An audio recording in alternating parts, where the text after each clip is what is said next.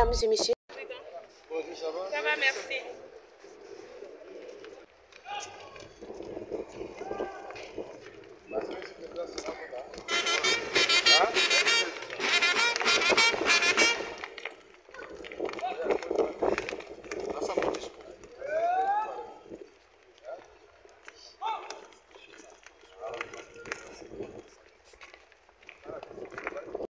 Assemblée nationale, ouverture de la session ordinaire de septembre 2024. Après 3 mois de vacances parlementaires, les députés nationaux ont pris le chemin de l'hémicycle ce lundi 16 septembre pour entamer la session ordinaire de septembre 2024.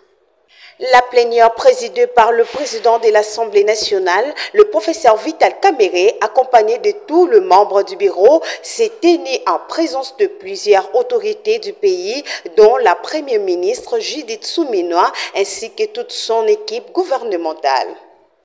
Avant le mot des circonstances, le speaker de la Chambre basse du Parlement a tout d'abord salué la présence de son homologue de l'Assemblée nationale ivoirienne, Adama Bektogo, invité d'honneur à cette cérémonie. Pour le professeur Vital Kamerhe, sa présence réconforte et renforce la coopération entre la RDC et la Côte d'Ivoire. Dans son allocution numéro 1 de la représentation nationale congolaise, a fait un tour d'horizon de questions majeures qui devront être aux discussions au cours de cette session ordinaire. Parlant de la situation sécuritaire, Vital Kamerhe a rendu un vibrant hommage au président de la République, Félix Antoine Tshisekedi Tshilombo, qui ne ménage aucun effort en vue de rétablir la paix et la sécurité sur toute l'étendue du territoire national. Pour la session ordinaire de septembre 2024 qui sera essentiellement budgétaire, le professeur Vital Kamerhe a invité dans son speech le député national à veiller à ce que le budget 2024 reflète une réponse adaptée aux attentes de la population, notamment le rétablissement de la paix sur l'ensemble du territoire national, l'amélioration du social des Congolais, le développement et la prospérité. Cette session, au-delà de son caractère institutionnel, marque un moment crucial dans la gestion de notre pays, car elle engage notre capacité à répondre aux attentes de notre peuple en termes de rétablissement de la paix sur l'ensemble du territoire national, de développement et de prospérité. Cette année, plus que jamais, la conjoncture nationale et internationale exige de nous une rigueur accrue et une vision stratégique. En tant que représentants du peuple, nous avons le devoir de veiller à ce que le budget 2024 reflète une réponse adaptée à ces défis tout en restant centré sur les priorités qui concernent directement nos concitoyens. Parmi les priorités essentielles de ces budgets, nous devons insister sur 1.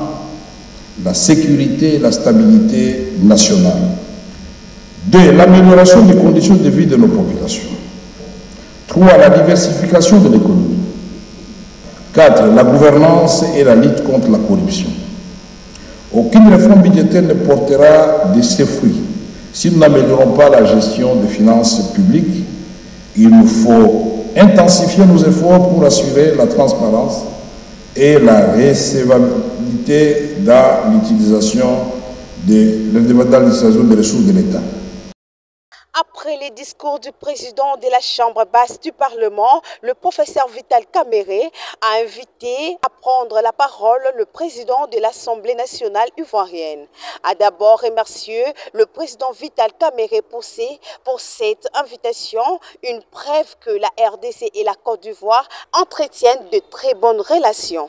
Ensuite, Adama Bektogo a émis le vœu de voir la paix être restaurée sur toute l'étendue de la République démocratique du Congo. L'Assemblée nationale de Côte d'Ivoire, le 1er octobre 2024, mais m'a également fait l'amitié de m'inviter à la présente cérémonie. Merci à vous, chers frères, pour cette double marque de considération.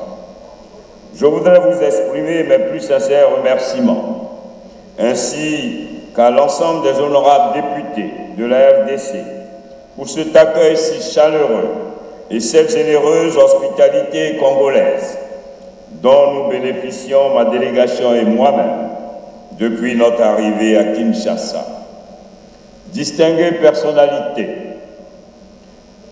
il me plaît de saisir l'excellente occasion que m'offre cette tribune pour m'acquitter d'un agréable devoir, celui de transmettre les salutations de son Excellence M. Alassane Ouattara, président de la République de Côte d'Ivoire, à son frère, son Excellence M. Félix Tshisekedi, président de la République démocratique du Congo.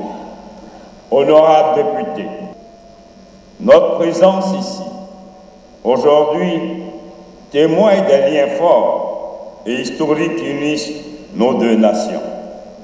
La Côte d'Ivoire et la République démocratique du Congo partagent une vision commune d'unité, de paix, de stabilité et de progrès pour l'ensemble du continent africain. Nous sommes convaincus que c'est en renforçant nos institutions démocratiques, en favorisant le dialogue entre nos peuples et en œuvrant ensemble pour la défense de nos intérêts communs, que nous parviendrons à relever les défis de notre temps.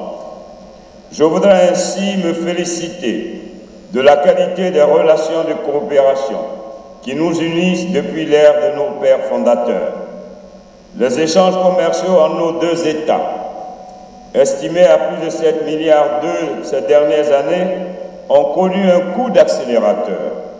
En septembre 2023, à la faveur de l'organisation à Abidjan de la 9e édition du Business Forum Makutano, premier réseau d'affaires d'Afrique centrale développé par la République démocratique du Congo et qui a réuni pour l'occasion plusieurs hommes d'affaires ivoiriens et congolais.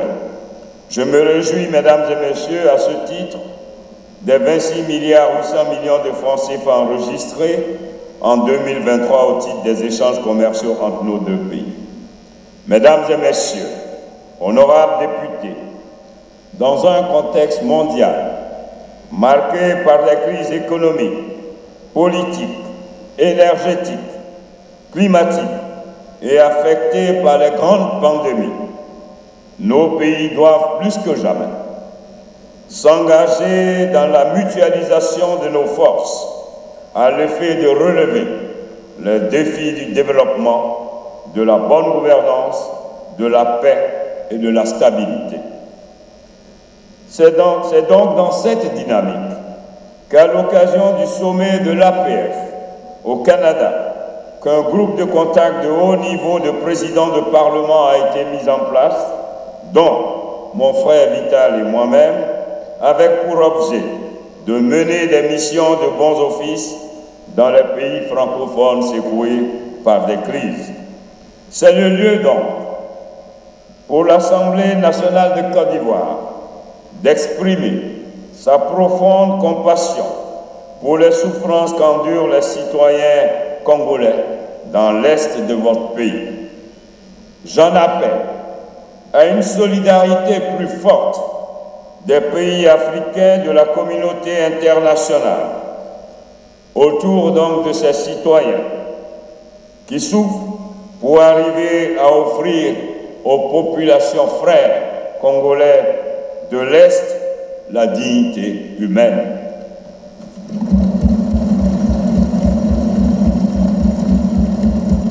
Notre pays, la Côte d'Ivoire, qui a connu les blessures de la guerre dans un passé récent, a su se relever grâce au leadership de son Excellence, M. Alassane Ouattara, et à la résilience du peuple ivoirien. C'est dans cette optique que la visite que j'effectue ce jour dans le pays frère qu'est la République démocratique du Congo obéit au principe d'échange d'expériences relativement aux différentes crises que nous avons vécues ensemble et que le Congo continue de vivre à travers les affres de la guerre.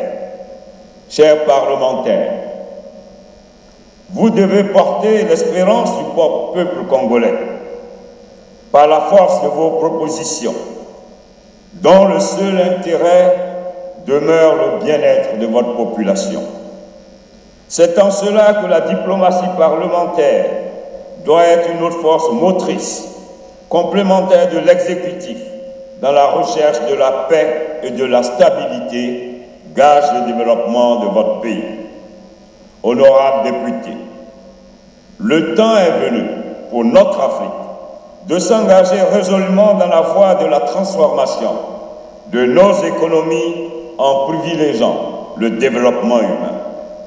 Au moment où l'Afrique s'engage dans l'élaboration d'un espace africain de libre circulation sans visa, de l'exercice du commerce sans barrière douanière, conformément aux dispositions de la ZLECAf, et à l'établissement d'un passeport unique pour tous les Africains, soit le quotidien de nos peuples qui aspirent à un mieux-être.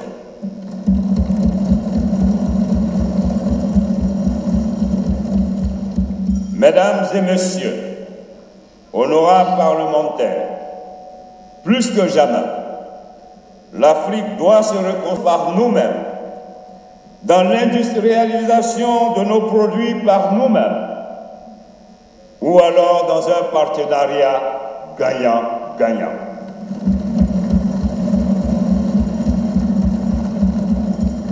Distinguées personnalités, nous souhaitons et nous croyons fermement en la paix en République démocratique du Congo, élément essentiel à la stabilité dans la région des lacs.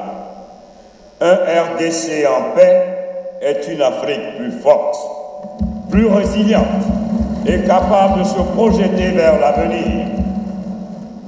Mesdames et messieurs, je ne saurais clore mon propos sans rendre hommage au peuple congolais pour sa résilience et sa détermination à construire un avenir meilleur. Vous avez su faire face à de nombreux défis et vous continuez à avancer avec courage et espoir. Sachez que la Côte d'Ivoire sera toujours à vos côtés.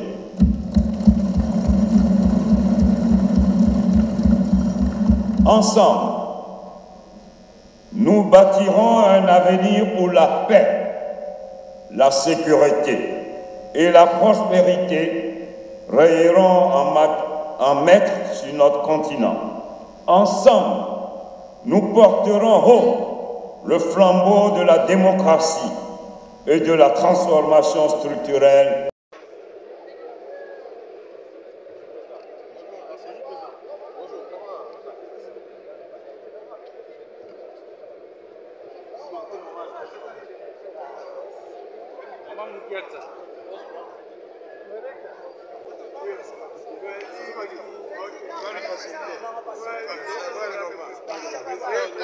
Pacificateur.